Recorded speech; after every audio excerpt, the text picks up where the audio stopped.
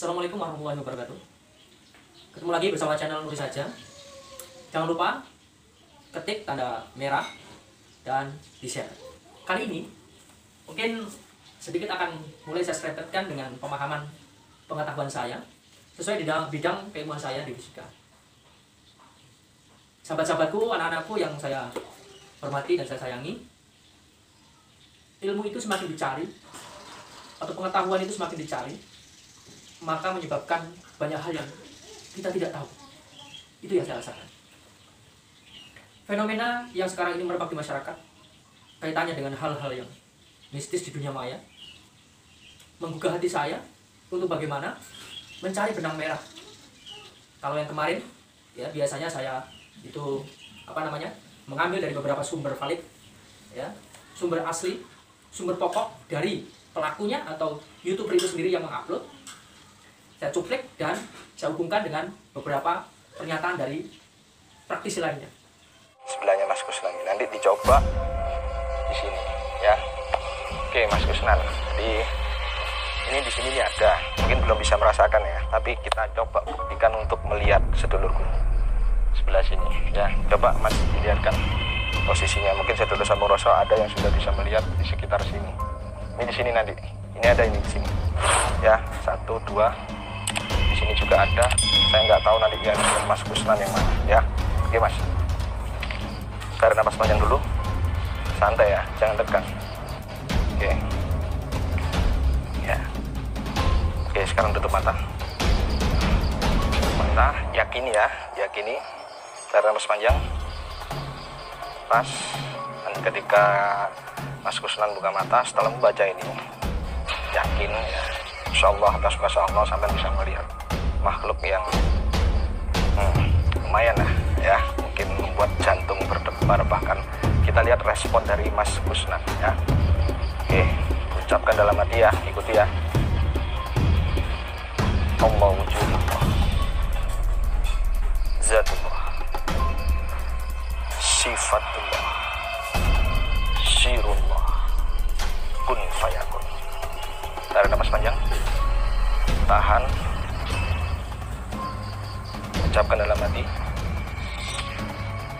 ya mayyiti, ya dalala, ya hati. Keluarkan nafas. Oke, sekarang sampai buka mata. Ya. Kenapa? Coba deh. Ada berapa yang sampai lihat? Samar-samar, oke. Proses terus, biarkan tambah terang. Lihat ya, tambah terang nanti. Oke. Saya wujudkan satu yang agak menyeramkan. Kaget sampean. Adik, lihat.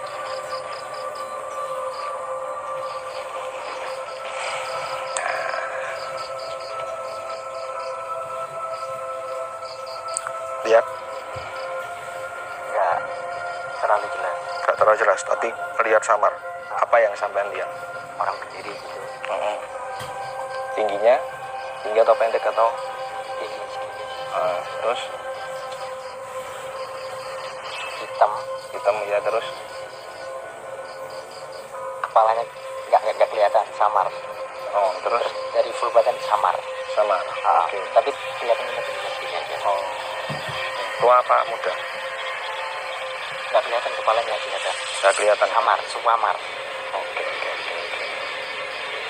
Oke. Sekarang sampean berdiri santai. Oke, dulu Sambung Rasa. Tadi saya mencoba ritual lagi ya. Ini saya besarkan ya. Tutup mata, Mas. Oke, di sini benar-benar bisa lihat banyak sampean. Ya, banyak pin sangat mengerikan. Oke, tarik napas panjang. Pas. Buka mata, lihat. Ini santai, mas. Lihat saya, lihat saya. Aduh. Sebentar ya. Lari nih anaknya. Nah, ini kita harus bersyukur dengan keterbatasan pemandangan. Saya batasi yang pemandangan dulu deh, ya, sama pendengaran. Kita tidak bisa mendengar suara semut seperti yang mungkin adik-adik pernah dengar bahwa Nabi Sulaiman mengerti bahasa semut, mendengarkan semut berbicara. Bayangkan kalau sekarang kita bisa mendengarkan semut bicara atau jerit-jerit begitu kita lewat kelindas motor, kelindas sepeda motor kita, atau kita jalan banyak semut, udah komplain ya. Apa yang terjadi? Rumput-rumput mungkin bisa ngomong ya, kecoa segala macam, nggak bisa tidur kita itu. Apalagi kalau misalkan kita melihat atau bisa melihat penampakan jin-jin yang ada di sekitar kita ini. Bayangkan sejak zaman Nabi Adam, ya, bahkan sebelum Nabi Adam dicipta itu setan sudah ada, ya, bangsa jin sudah ada, beranak pinak dari iblis, terus setan, terus menjadi jin-jin yang sekarang ini. Ya mereka sama, dicipta untuk bertakwa. Tapi yang namanya jin, manusia juga sama kan? Ada yang taat, ada yang tidak. Bagaimana kalau kita misalkan melihat mereka?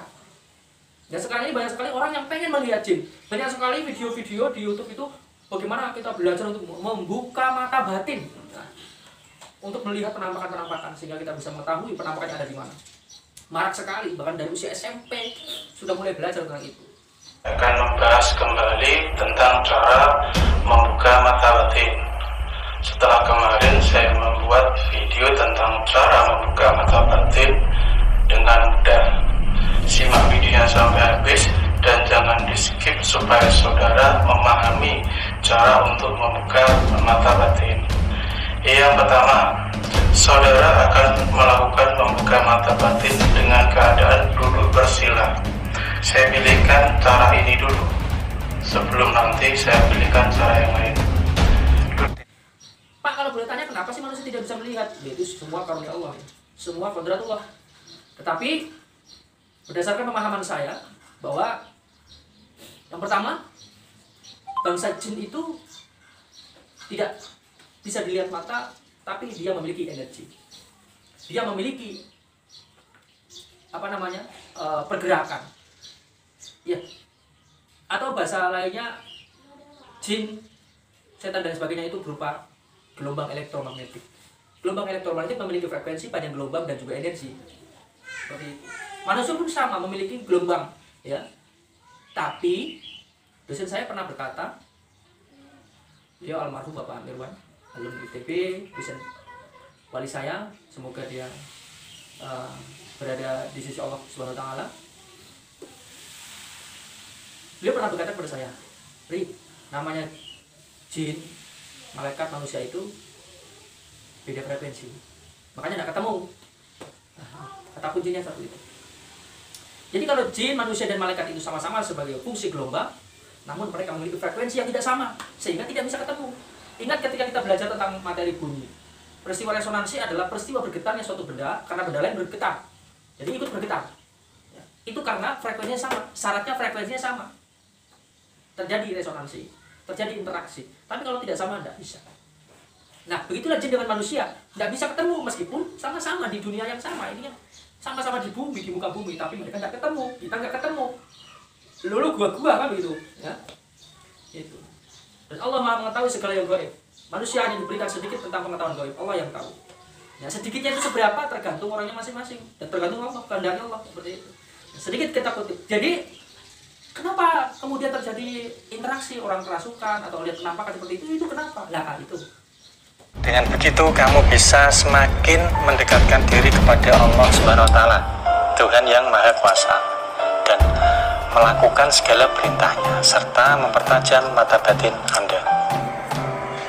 Ya. Berikut ini beberapa cara membuka mata batin sendiri. Yang pertama adalah mantapkan hati dan niat Anda jika ingin membuka mata batin Anda. Sebaiknya mantapkan niat dengan bersungguh-sungguh dan jangan setengah hati. Jika masih setengah hati dan niatnya belum mantap, dipastikan mata batin Anda sulit terbuka. Terus kemudian yang kedua adalah usahakan bangun sebelum matahari terbit setiap hari. Biasakan selalu terjaga saat azan subuh kumandang dengan tujuan agar bisa melihat matahari terbit dari ufuk timur. bacalah surat Al-Ikhlas sebanyak-banyaknya setiap hari sebelum matahari terbit. Nah, Anda membaca surat Al-Ikhlas itu tidak ada patokan khusus ya berapa jumlahnya, namun yang terpenting Anda adalah membaca dengan keikhlasan hati.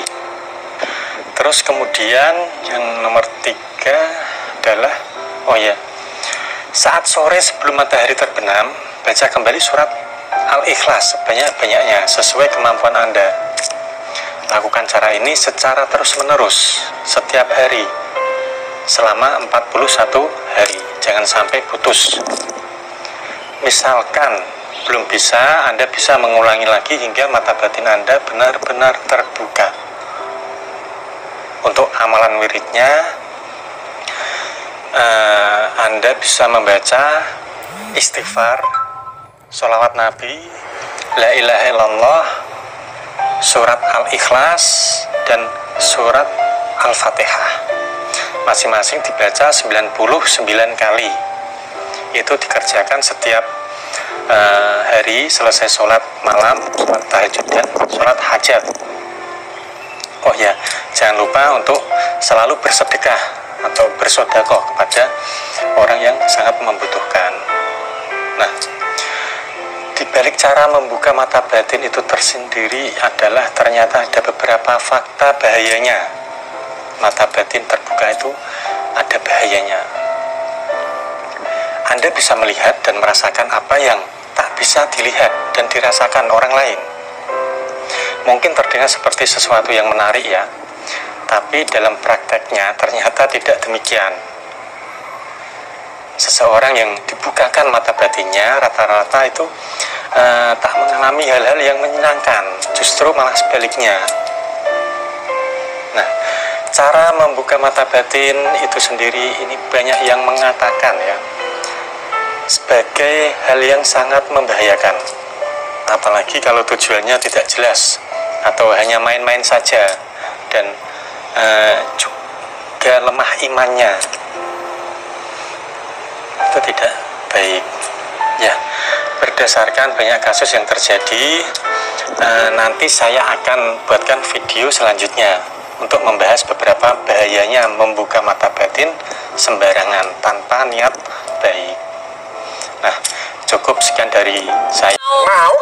Bukannya berarti saya itu melarang-larang, itu hak ya masing-masing. Tetapi perlu dipertimbangkan baik dan buruknya. Di sini saya ingin menghimbau kepada anak-anakku yang memang tidak memiliki kemampuan, misalkan tanda petik orang indigo ya.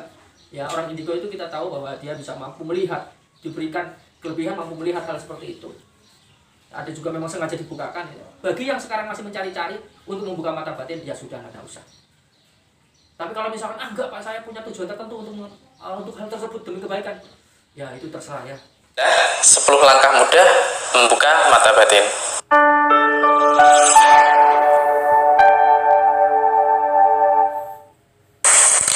Siapapun diri Anda memiliki kesempatan untuk membuka mata batin. Meski Anda tidak memiliki kepekaan terhadap energi metafisik, Anda masih bisa membukanya. Dengan syarat, lakukan persis seperti yang akan saya jelaskan nantinya. Dan ingat, tetap lakukan dengan penuh keyakinan serta kemantapan hati. Karena kedua hal itu sangat mempengaruhi keberhasilan Anda. Oke, dalam usaha membuka mata batin ini, Anda akan saya ajak untuk bermeditasi. Karena cara inilah yang sangat mudah dilakukan. Simak baik-baik dan lakukan sesuai dengan langkah-langkahnya. Yang pertama, lakukanlah pada tengah malam, pukul 12 malam. Boleh kurang atau lebih, itu terserah Anda. Bisa Anda kira-kira waktu tengah malam itu seperti apa? Waktu ini paling bagus karena kondisinya tenang, hening, dan sunyi tentunya. Yang kedua, pakailah pakaian yang longgar. Intinya, agar agar Anda nanti tetap nyaman saat melakukan meditasi. Lalu yang ketiga, Anda bisa melakukannya sambil duduk bersila di lantai. Pastikan punggung tetap tegak lurus dan jangan bersandar di dinding. Letakkanlah kedua tangan di atas paha dengan posisi tangan terbuka ke atas sambil mempertemukan jari telunjuk dan ibu jari. Ya, seperti ini ya. Lalu yang keempat, berdoalah kepada Tuhan agar proses meditasi nantinya bisa berjalan dengan lancar. Ucapkanlah niat pada diri Anda untuk membantu terbukanya mata batin. Anda bisa membaca niat seperti ini. Ya Tuhan, tuntunlah aku untuk membuka mata batinku. Ucapkanlah dengan setulus dan sepenuh hati. Lalu yang kelima, tariklah nafas lewat hidung sedalam-dalamnya. Tahan beberapa saat, kemudian hembuskan perlahan lewat mulut. Lakukan selama 3 kali berturut-turut. Pada setiap tarikan nafas, niatkanlah diri Anda untuk menarik energi dalam semesta dan menghimpunnya di dalam diri Anda. Dan saat mengeluarkan, niatkanlah untuk membuang seluruh energi negatif dari dalam diri Anda. Lalu yang keenam, saat hembusan terakhir, pejamkanlah mata Anda dan bernafaslah seperti biasa. Amati keluar masuknya nafas Anda. Rasakan aliran energi dalam tubuh Anda. Mungkin Anda akan merasakan sensasi tertentu dalam tubuh Anda. Lalu yang ketujuh, pusatkanlah konsentrasi Anda pada cakra ajna, yaitu mata ketiga di sini ya. Rasakanlah adanya aliran energi pada mata ketiga Anda. Bayangkanlah ada cahaya berwarna putih yang berada tepat di depan mata ketiga atau cakra ajna. Cahaya itu secara perlahan membersihkan cakra-cakra yang belum aktif di tubuh Anda, ya seperti itu. Ya. Lalu yang kedelapan, rasakanlah aliran energi pada cakra Anda. Rasakanlah pula bahwa mata ketiga yang tepatnya di sini sudah sangat-sangat aktif. Lalu yang kesembilan, saat melakukan meditasi, diri Anda akan merasakan suatu tarikan energi tertentu. Tarikan ini bisa saja membuat Anda masuk ke dimensi lain, itu tentunya. Namun, hal itu bukan suatu masalah. Jangan takut dan khawatir. Anda tetap bisa mengendalikan diri Anda. Yang terakhir atau yang ke-10, jika Anda sudah merasa cukup, maka Anda bisa mengakhiri meditasi. Secara perlahan, masuki kesadaran Anda dan buka pelan-pelan mata Anda. Memiliki mata batin. Namun, tidak semua orang mata batinnya terbuka. Saat mata batin Anda terbuka, maka Anda memiliki kepekaan terhadap dunia gaib. Bisa berkomunikasi dengan makhluk halus, melihat jin, khodam, dan bisa merasakan keberadaan energi-energi tertentu. Berikut adalah 10 langkah mudah membuka warahmatullahi. Oke, kita lihat berikut ini beberapa kejadian di mana orang mampu berinteraksi dengan cara membuka mata batin dan bagaimana sih dampaknya seperti itu. Ya, sehingga kita menjadi tahu apa yang akan kita lakukan. Apakah saya harus perlu belajar membuka mata batin ataukah tidak usah. Seperti itu. Satu hal menarik, saya juga kemarin sempat penasaran. Dan saya harus beberapa hari saya mencoba secara tidak sengaja. Itu nyaris saja. Tadi malam saya sudah memiliki tanda-tanda seperti itu. Kemudian saya berusaha untuk kembali ke normal saya, tidak usah. Terima kasih. Jadi memang itu bisa dilatih. Ya. Wabarakatuh. Teman-teman, Sobat MF Official yang dirahmati oleh Allah, pada tema kali ini kita akan berbincang-bincang lagi masih bersama Mas Anton ya, tentang efek samping terbukanya mata batin. Nah, kita tanya ya, kan banyak nih teman-teman yang ada di rumah yang mungkin melihat video kami ini, ada yang kepengen dan penasaran melihat dimensi lain. Aku penasaran pengen lihat jin itu wujudnya kayak bagaimana. Emang betul wujudnya ada yang tinggi, ada yang pendek sekali, ada yang cantik, jelita ya. Nah, kita tanya sama Mas Anton nih, di samping kelebihan yang mungkin tidak semua orang miliki ya, ternyata ada penyakit yang menyertainya. Kira-kira apa itu, Mas? Banyak tadi. Pengalamannya selama ini waktu bisa melihat jin. Sebenarnya orang bisa melihat jin itu, yang saya rasakan ya, sebenarnya tersiksa. Satu, jelas timbul was-was karena jangan-jangan nanti ketemu apa. Yang kedua, kita susah tidur ya? Susah tidur Tidur kita itu nggak sempurna lah bahasanya. Jadi pada saat kita tidur pun kadang masih ada, kalau ada yang sampai bisa mendengar, itu masih bisa dengar ya seperti kita berkerumun beginilah. Ada orang ngobrol lah, ada suara-suara macam-macam. Makanya kadang teman-teman yang belajar kepingin bisa melihat hal-hal gaib, kalau mereka memang benar-benar nggak kuat mental, ya bisa gila ya. seperti itu. Kalau orang Jawa bilang kabupaten ilmu ya. Betul. Itu memang nyata. Kan kadang ada, ya kayak dulu waktu kita masih kecil kan pasti penasaran, kayak apa sih jin, kayak apa sih setan, gimana caranya kita pengen lihat, terus kita nanya-nanya lah, kita belajar rampalan segala macam. Tiba-tiba kita berhasil bisa, belum tentu mental kita siap. Makanya banyak teman-teman yang gila. Karena sebenarnya mata batin yang terbuka di mana-mana pasti ngeliat ya, dan nggak bakal tenang. Ya. Dan itu kalau memang kita belajar secara membabi buta, begitu kita udah mata batin kita udah terbuka, kita nggak bisa ngontrol pengen lihat apa, nggak pengen lihat, atau segala macam-macam. Harus ada pelajaran lagi, maksudnya ada bukan ritual pembiasaan lagi. Oh, aku pengen lihat terbuka. Oh, untuk mengendalikan ada caranya. Nanti ada lagi. Ada yang bisa dipelajari, ada yang nanti dari diri kita sendiri, intuisi kita sendiri. Maksudnya aku pengen lihat, tinggal kita konsentrasi, udah terbuka, kita bisa lihat. Pengen tertutup, udah tertutup. Tapi masalahnya kadang kita lupa. Ya. Pengen lihat nih, misalnya pengen lihat, ya udah lihat, terus kita sibuk dengan kegiatan, kita nggak tutup lagi. Nah, begitu kita lagi sendiri, tiba-tiba ada yang ngajak ngobrol, nggak taunya itu yang ngajak ngobrol siapa gitu.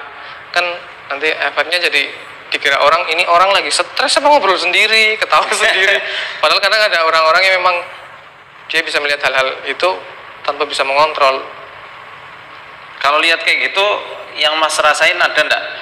Misal jadi berat pundaknya atau lemas? Energi pasti terkuras.